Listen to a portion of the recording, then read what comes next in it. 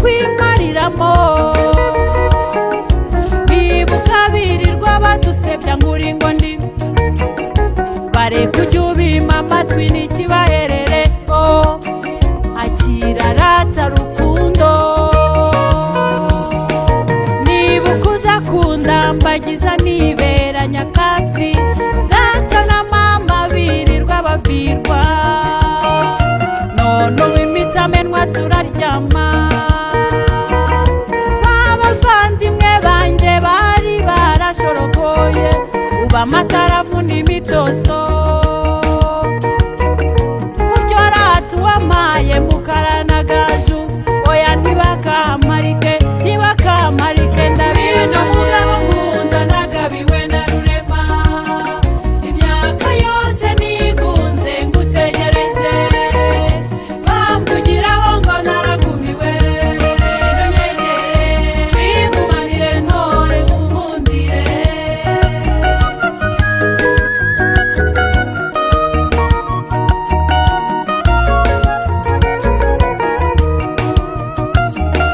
nibagirwe se ubwenge wampaye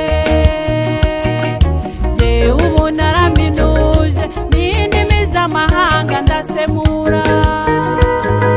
kw'ikoranabuhanga banyita mudasobwa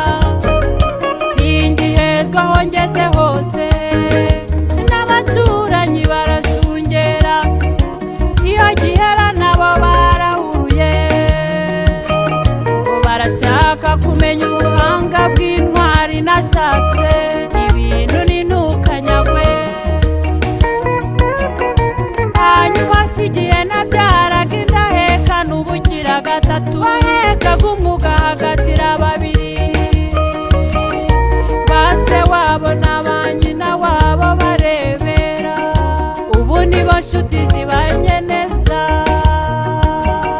njye nasanze uri n'umuhuza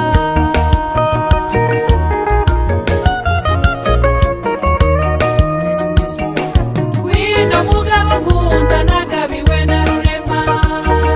imyaka yose nigunze ngutegereje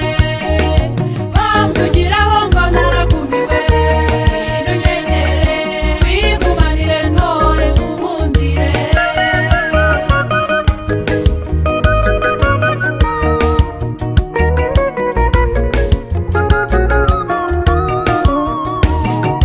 sinirengagiza ukuntu ntawamaga agaciro uruvuza umugore ruvuga umuhoro umugabo wanjye uw'impera n'imperuka ukanzamura ukanshyira mu gituza nanjye nkabona ijambo umva mugabo nshaka nyemerera nguhatije unyuje ubunararibonye ngutake ntuje unture igishyika akira igikombe shema ryanjye I think what we are talking about here is something that primarily concerns Rwandans. Can you please respect the Rwandans and allow them a chance to do what they feel is good? wawundi wahanze urwakwibarutse isinzi yawe n'ingoma karijana nta mugabo uzakundutira komera mugabo mwiza urashoboye